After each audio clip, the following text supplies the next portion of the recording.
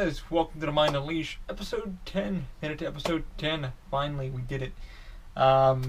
This week's episode is going to be about home automation, and a little bit about 3D printing. So a little geek news right there, and a little interesting topic. I was listening to tested Adam Savage's his little web series they have on YouTube. They were talking about SLS printing and the Form 1 printer, and I always thought that was really cool with the price they're putting on that. And it prints out of nylon, powdered nylon, which is really freaking cool. So I want to talk a little bit about that. So before I get started, I want to give a shout out to one of my not my sponsors, but my supporters of the podcast. It's going to be Dine Studios, D-I-N-E, DineArtStudios.com. Daniel Weisberg runs that site. What they pretty much do is they do drone shooting residential for properties, short films, concerts, any kind of occasion, wedding, stuff like that. Very budget friendly, drone certified, so they can pretty much fly about anywhere you need them to fly. A reasonable thing, well budgeted, they're going to do you up right. He also works with Weiss Productions. You guys heard them before.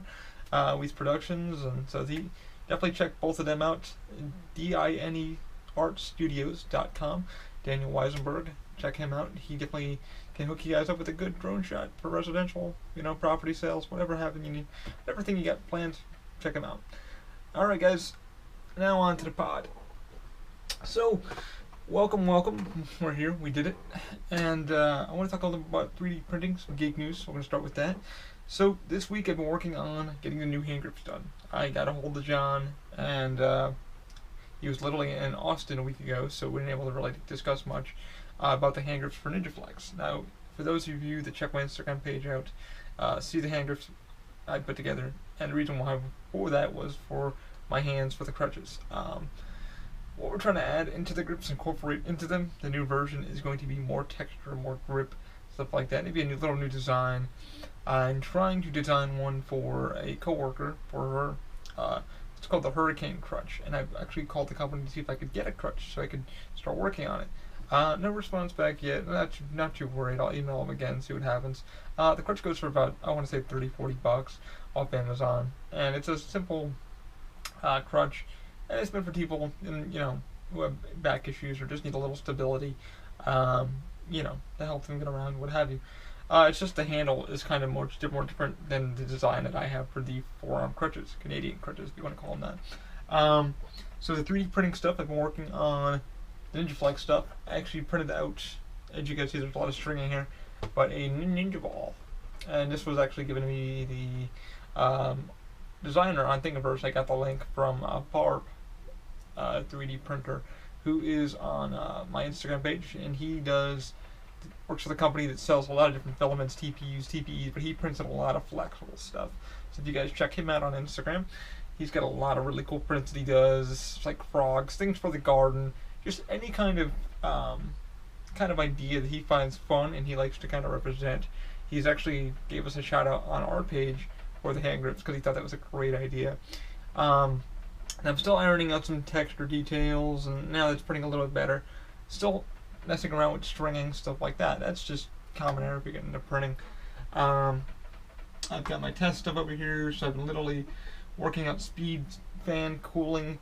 My goal with NinjaFlex and always has been is using as little as material as possible and more efficiently. So it's getting everything buttoned up with ABS and PLA. It's it's kind of point and click, just getting support material, what have you. NinjaFlex is quite tricky to cool down, the heat ups, all that kind of stuff. And right now I've got it, I'm trying to get it just right, just at its peak. And right now I'm looking at maybe about 225°C on the extruder and then no heat on the bed. My goal is to keep the printer running as best as possible. I mean, I had to replace the Vinci 1.0 with a new bed glass from, I want to say, about a few months of printing. I've been printing with the bed still. It has a nice couple huge cracks in it. And the problem with that is that I don't have a smooth surface anymore because there's divots inside the bed. And I've actually called Da Vinci about 6 months ago. And it's like, hey, can you guys send me a piece of glass or can I buy it from you? They don't do that. They're not like Robo where you can actually just purchase the bed by itself. You need to purchase the whole rig, which you slide right back on the rails, stuff like that. Um, for 65 bucks, I'm like, why would I even want to do that? A piece of glass on Amazon, and it's called ballistic glass. I need to go get a piece of it from Amazon or a company, but I'm being very careful on what I order. A lot of cheap reviews on there are saying that the glass has been warped, cracked, what have you. So be warned. And that's why I'm just trying to get ready to replace the bed here, but I've got to get it hooked and stuff like that. And I print on the Da Vinci 1.0 either ABS or PLA. That's pretty much what I like to print with it because of the head. It's not a V6 hot end like the Robo is, where I'm able to print like whatever nylon and Ninja Flex and stuff like that. But Ninja Flex seems to be printing better now. I figured out a few details with it. It was the extrusion width, and then the printing slowly with it. And I went to go print another one of these today, and it came out. So it's coming out a little bit better. I think I got it back here. I'll just pop it up for you. One of these right here, if y'all can see that. It's a really little tiny one. CD printing really good. I added some a little bit of retraction, stuff like that. So it was the speed. I turned down the speed a little bit. How retraction is on, stuff like that. So it seems to be going a little bit better. But before I get the new hand grip, I want to make sure everything is ironed out. I don't have to use glue on the bed, and that's kind of my goal with Ninja Flex and any other filament that I have, is to make sure I don't have to use any hairsprays, glues, tapes, what have you. I know it sounds weird, but it's kind of like I'm trying to preserve the bed and equipment as much as I can, because it's crazy when you get a freaking stick your scraper down there and you really gotta pop it. Now, if you guys do have an issue with like getting your print off the bed to the ABS PLA, I've learned to use either a razor blade or an X-Acto knife, and you just kind of slide underneath. It releases air underneath it, and it will just pop right off. Make sure the bed's completely cooled down. Usually when the bed's cooled down, it will pop right off. But if you've got a really good level of bed and it likes to stick with ABS or PLA, definitely just stick a piece of razor blade under there and a little bit of air underneath it, and it pops right up, no problem. It should preserve the bed a little bit more, but like I said, reason why my Da Vinci cracked, I was doing a couple of prints for Curiositar. If you guys look on the Instagram page, it's the ashtray, and it was printed out of ABS, but it was heating and cooling and not printing correctly a couple times, and the bed just kind of just one of the, when glass gets hot, it wants to crack. I'm looking into another piece for 3D printing that I haven't seen much of it. I don't know if it's kind of like just an Indiegogo or what have you. You put it on your printer bed, and it's like a piece of plexi that you can just flex, and it just pops right off. I'll look more into that, and hopefully if I find an article, I'll send it over to you guys, put it on our website so you guys take a gander at it. But yeah, I've been just working with Ninja Flex like crazy again, because the goal is to do crutch tips with it. That's why I'm so anal about using the filament. But I'll keep you guys posted on what the results will be coming, because I do want to share the results with you guys. So if you guys are planning on getting the TPU, or just like, hey, what's the best idea for me using the slicer? And the slicer I do use, guys, is Simplified 3D. It's much simpler. It's easy to iron out the coding, and I'm trying to get one of my friends to use it, Alan Lincoln over at Evil Monkey Studios. He uses the Robo 3D, and he's got another printer he just bought that he's trying to get involved. I highly recommended it to him to get the Simplified 3D because it's just so much easier to code and your G-code, stuff like that. So if you guys are looking into a good slicer, they're not sponsoring me at all, but definitely look into Simplified 3D if you're getting into the 3D stuff. And, take your time with it. But I'm here if you have any 3D questions. But that's been my goal with the Ninja Flex this week, and I'm still working on it today. I just had to have some lunch, and then I'm going to get back into it and see if I can actually iron out some more code, because I think I'm okay with it, but I'm just like, okay, let me see if I can cool it down a little bit more so it even looks even better, and I'm not getting that kind of warp and kind of stuff. Because when you print, you're doing a long print, you want to make sure it looks good. And this is kind of my goal is to make one of these ball thingies, and looks like it was coming out good. But I'll have to keep an eye on it. Again, I'll have to do a little test ball thing, a Ninja ball. I really want to see how it comes out. I'm just trying to stop the stringing and stuff like that. Anyway, having said that, on the topic 2 of the day, the main topic of the podcast and vidcast, is home automation and why I got into it, why I bought an Alexa. The devices I'll be talking about are going to be the Alexa or Echo Dot, Wemo plugs. So you have the Wemo Insight plugs that track your data for your how much power you're using, and it tells you your consumption. And then you have the regular standalones that don't track anything; they just switch on and off. And also the Link light, GE Link light bulbs. I'll be talking about those. Okay. So why I went into home automation? I went to home automation about, I want to say, about a year ago. A friend of ours bought us an Alexa. They didn't buy it for us. They actually got a buy one get one way back in the day when the Alexas first started coming out. And what happened was we ended up. I'm sorry, my chair really sucks and it's squeaking the thing. Let me just move myself up just a little bit. I know that's annoying for you guys. If it's annoying for me, it's annoying for you. Went out and they bought. Got one, about buy one get one. So they ended up giving us one of them to try out. So we never really used it thought of it for home automation. I never did. But when we started using it for Pandora and Spotify and stuff like that for our music services, I started looking into the app, thinking, "Oh crap, they have smart home," and started thinking about the light bulbs. Now, smart home about 2 years ago was super expensive. I think when I started looking it up, I was like, okay, well, how can this benefit for everybody, including myself?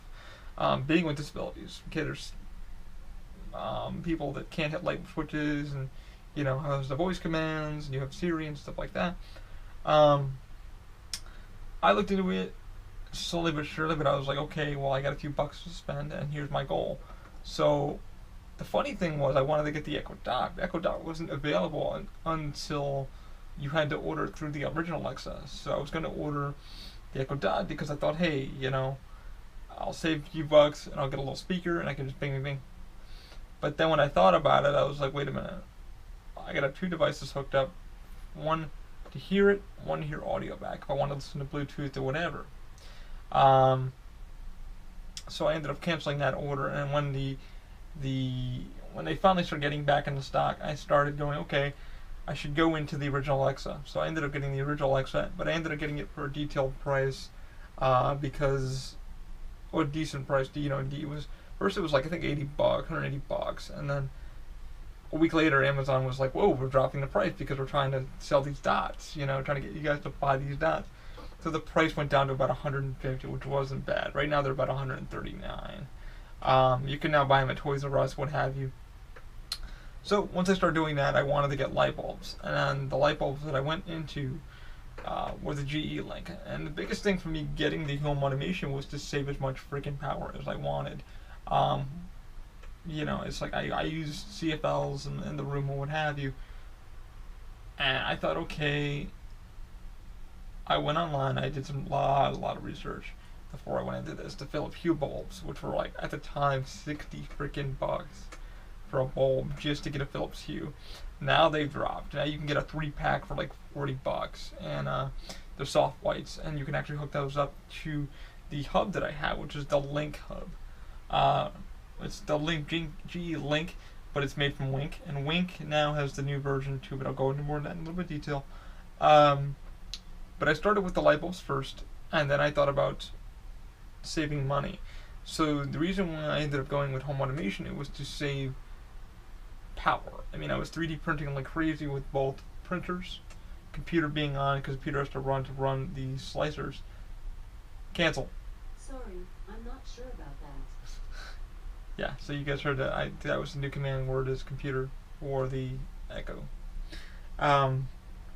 But it was to save money, to see how much I'm printing and how much it would cost per print. Now, if you're doing something like 3D Hubs or My Mini Factory, it's good to add that in for your clients to say, okay, well, print's taking 18 hours. This is how much it costs electricity-wise. So if you're doing somebody off the books and you're trying to do your own, you're going to a con or whatever, and you're trying to print something for somebody, you can send them the invoice saying, hey, this is how long it took. This is my power bill for this print, and the Insight from Wemos do it, so they track your power and stuff like that. And that's what I kind of wanted. And so far, since I've had them, I used one for the Insights for my entertainment because I wanted to see how much I was pulling from there. The computer, the two printers that I have, and then I used two regular ones that just switch on my charging station for the cell phone, and one for the fan that runs my fan, and a few other things. And honestly, it's gone down. The power bill's dropped by 30%, at least since I've had this. Most people would say, hey man, just hit a switch on the wall. You could do that, but the cool thing is, with it, it's all voice activated. Yeah, you can walk in, walk out. Sometimes you forget to hit the fucking switch, and I know I would do that. I mean, there was one time I forgot to turn off something in here, and I was at work, and I was like, oh shit, I left something on. All I had to do was go into my phone, hit a button, it was off. It was nice. And the best part about the home automation that I went into, now that I have it, I was printing something out on the Vinci, and it was taking about 6 hours. I had a 8-hour shift to do, so I was like, I need to let it print.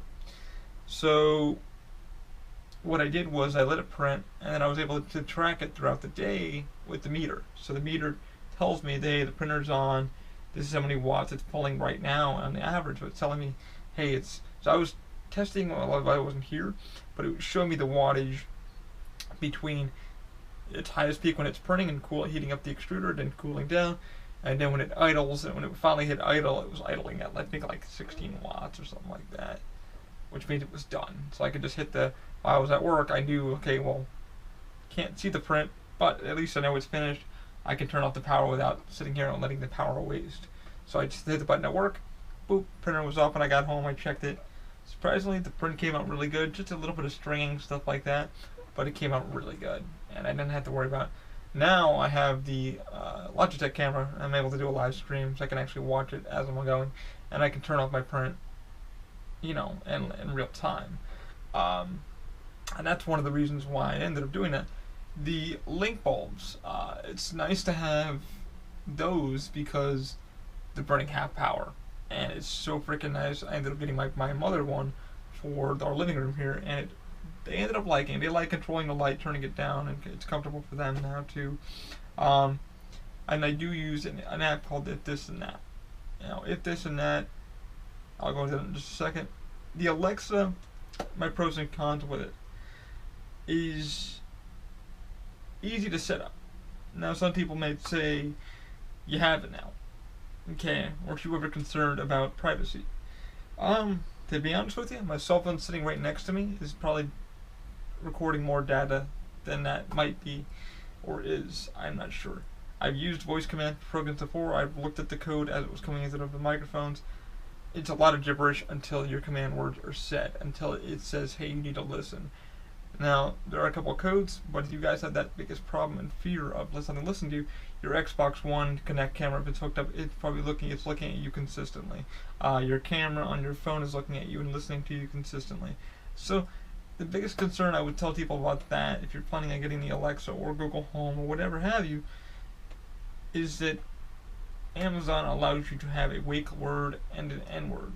So, what I mean by that are a sound. So, you'll know it's recording until you say the command word Alexa, and it will beep. The ring lights up and it beeps at you and says, hey, I'm listening to you. Now, it does that sometimes. Now, this is weird, but it's to be expected. It's not foolproof. And I know people have played the, who do you work for and stuff like that. Siri does the same thing. I'm not too concerned about being listened to, because myself, shit, if that could already happen, I would already be, things are already, must be a Minority Report. We'd all be, we'd stop crime in a matter of minutes, but it's not. So I don't think there's nothing really to worry about. Your cell phone's probably the worst thing you could have on you 24/7. But the one thing, if you guys are concerned about getting one, is make sure you have the sound when it wakes up. That way you know. Now, with that, like I just said, sometimes it will freak out, and you'll say, I think I was watching a movie, and they said, I will murder you, or something like that. And it went boop, and I was like, what the hell? I was like, oh, really? I looked up at the, I was like, really?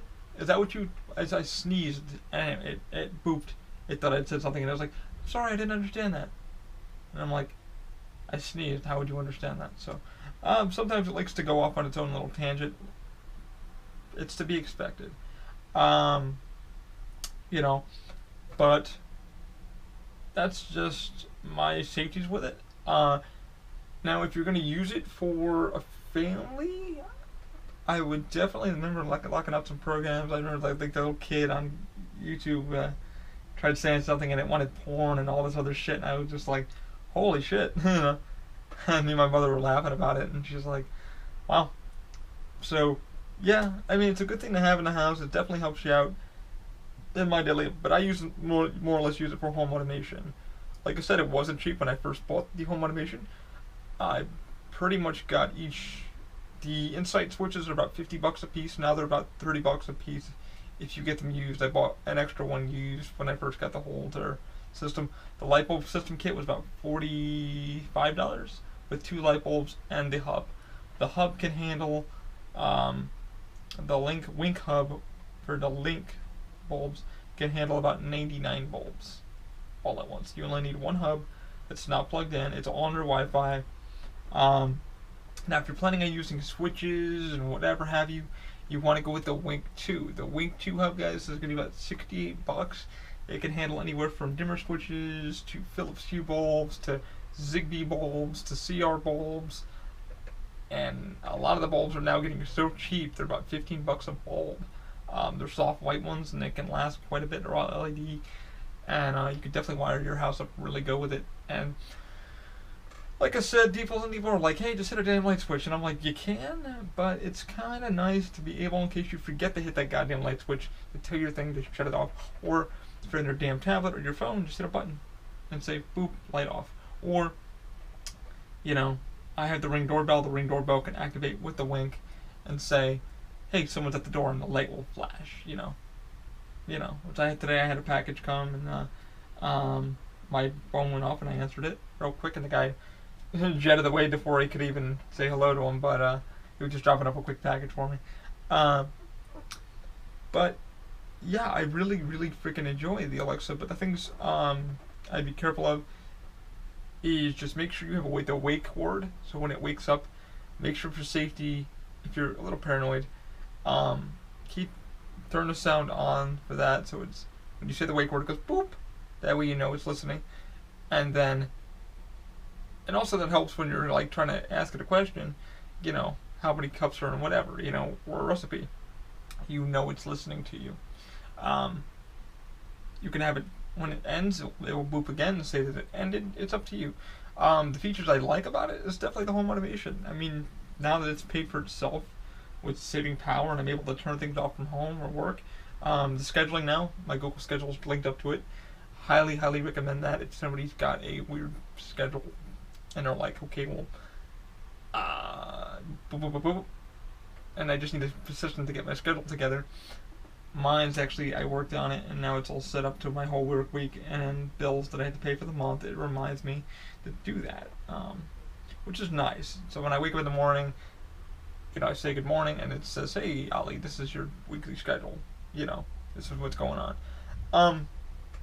Enjoy it, love it. Definitely, I got an Echo Dot from Michael and David. They're really looking forward to doing their apartment. They're getting a 1-bedroom apartment into a smart home.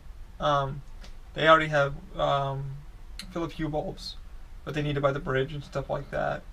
So their goal is to save as much money as they can, especially when you're living on a budget, and it's crazy. So definitely would highly recommend, if you guys are going to go into home automation, definitely do the light bulbs first, and maybe a few switches for, like, you know, your entertainment center, or the fan, or maybe you can get a Nest or something like that. And a lot of things are going out. Now, my weirdest thing with the home automation that I'm not entirely friendly with is door locks. I've been looking at one because a lot of times we leave our keys, and it would be nice just to be able to, like, hit your phone and boom, because your phone's always on you. Like, however, knowing hackers, being a hacker myself and going into code and stuff like that, you know, if somebody gets into your network, all they gotta frickin' do is be a really decent hacker and go into your thing. But there are ways to protect yourself from that. The Bluetooth ones, you know, you have to be in range, and you have to have that person in your phone, and you have to. But it's the only thing I'm not entirely key on. I don't agree with the smart locks yet. I'm still not all for those yet. I would definitely be careful. The one thing I do like I said, is the energy tracking, because they're surge protector, and then they're just telling me, hey, your stuff's on, your stuff's off. But the smart locks I don't agree with yet. The light bulb systems and stuff like that I do really, really enjoy because I do forget to turn the light bulb off one day. Because one day I went to work and I was like, crap, I forgot to turn my light off where I left. Making, and also another thing I would recommend if you're getting into the home automation, when you're setting your things up, make sure you're labeling them things that won't be hard to pronounce. The Alexa, Echo, the whole system sometimes does not hear you properly. She'll hear blah, blah, blah, and you're like, so it kind of makes me think, even for privacy, sometimes it hears what it wants to hear, but you have to pronunciate. Like I use some of the codes like my bedroom, but make sure when you're making a command to turn on, to turn off, that it's not interfering with the group name. Like I have one for, turn the room off, turn everything off that I want to be turned off when I leave for the day. Now when I come in, I want just the light on and then the fan on. And sadly, both of those labels that I put on, they both match in that group that I put on in the hub for the Alexa. You can do that, or you can use in a program called ITTF. If this and that, which is highly, highly recommended by a lot of people that are using the Alexa for your Raspberry Pis and your just home automation, because people are like, hey, I like using this to turn my sprinklers on when I get home. So in my car, they have a special thing on their car that when they go, it hits the center and the light will turn on, or the garage door, when they get in a certain range, the garage door will open up, So there's a lot of cool things people are actually doing with ITTF. I've used it too. I'm using a Harmony Hub for my electronics, the Apple TV, PlayStation 4, Xbox One, and it communicates with all that. So I say, hey, start this command. Once it starts the command, my light actually dims down to where I want it, the projector turns on, and then the device that I want to turn on turns on to the correct channel, volume-wise, all that kind of crap. And it really helps. My biggest thing with home automation, though, is a friend of the family of mine. His brother is severely kind of getting disabled. He has limited mobility in the hand, so he can't hit light switches or pull chains or whatever. So when they saw the setup that I created, they were like, okay, first, how much does all this cost? And B, how can we do it in the most effective but easiest way for him? Because he can't move his hands very well. And like, we're not really, tech savvy. I'm like, you don't have to be really tech savvy to do this. It's pretty simplistic, So I recommended Wemos, but what I recommended for them budget-wise is TP-Link. So if you guys want to get into TP-Links or just like the Wemos, they do have the energy tracker, and they do have just a standalone switch to turn on, turn off. I recommended some light bulbs that I saw on a friend of mine that got. And so far, I think they're putting the house together, they're putting his room together so he's able to go in, and when he gets in there, he can either timer it for when he gets home, or he can say a certain command, and certain things will turn on, his light, his fan, his AC, what have you. And that's where I see home automation being for us, because for myself, it's nice to get up in the morning and have everything right there, and not have to worry about struggling to find a light switch or what have you. But my biggest goal with home automation was to save power, so that's why I got the Alexa. But I'm looking forward to seeing what Michael and David do with it, and a few other friends are doing with it. But the biggest concern with everybody is, the privacy thing. And I'm just like, listen, your cell phone's doing just, if not if more, than what's that doing. Your Xbox One with the camera to connect turned on, staring at you consistently. If you have a smart TV with a camera in it, your iPad's staring at you. So, I'm not saying it's not happening, but there's ways to find out if it is.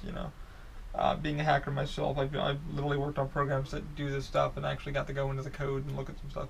So there's ways of knowing that if you are being freaking recorded, to be honest with you.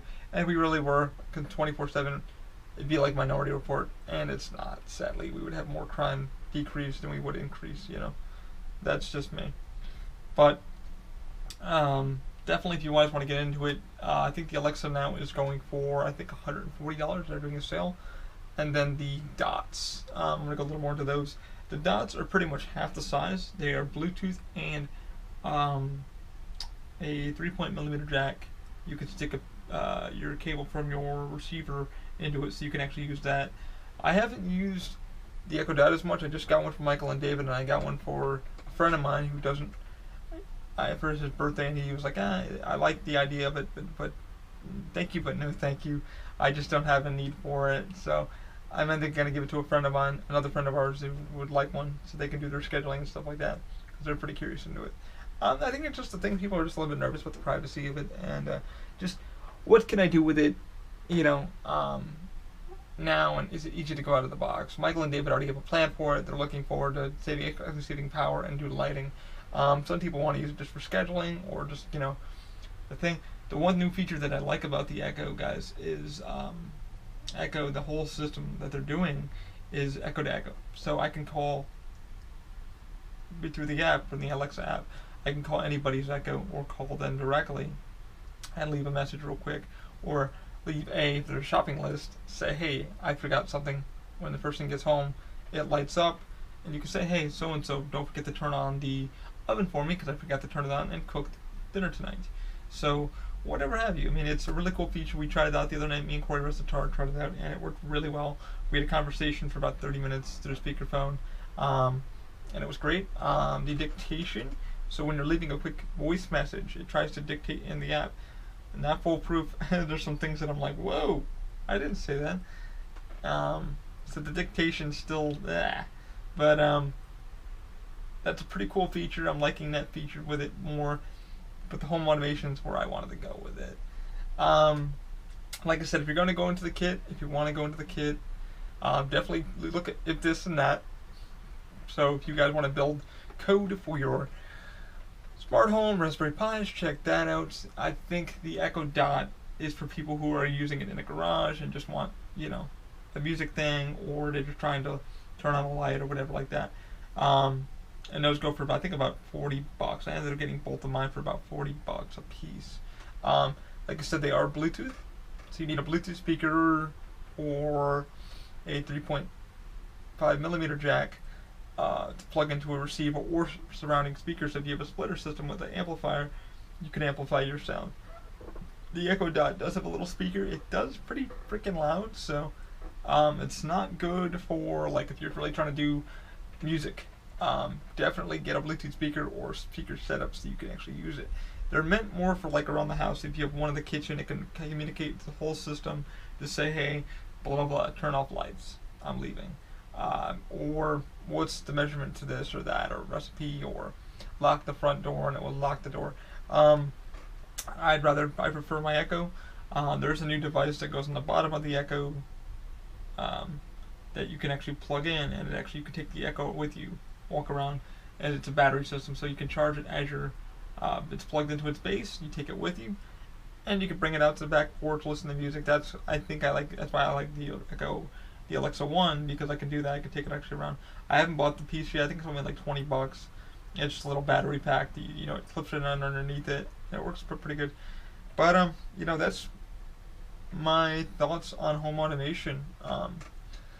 Let me know what you think. Do you hate it? Do you love it? Am I crazy? You know, I might be. You know, but it is what it is. And at the end of the day, it just makes my life a lot simpler. It's nice to be able to tell the light, computer, turn off engineering. Okay. Computer, turn on engineering. Okay. Simple as that. Alrighty guys, thanks for tuning in. Hopefully I wasn't rambling. Hopefully I kind of opened your minds a little bit to home automation and kind of got your minds ticking a little bit. Thanks for tuning in. Hopefully next week, or this week coming up, or next week, who the hell knows, I'm going to talk to a good friend of mine who is running his own YouTube channel for quite a while. He does some videos on Facebook, stuff like that. Really wanted to sit down with him. He's been talking to me about getting on the podcast and really talking about his character and who he designs and his skits, stuff like that. Moby Lee, talking to you, bud. Hopefully I get to sit down with him and we get to talk about how he edits, what he does, why he gets into doing what he does, who he is. But thanks for tuning in, guys. Hope this was fun for you. You guys to just listen to this in your car. And always, guys, thanks for tuning in and keep an open mind.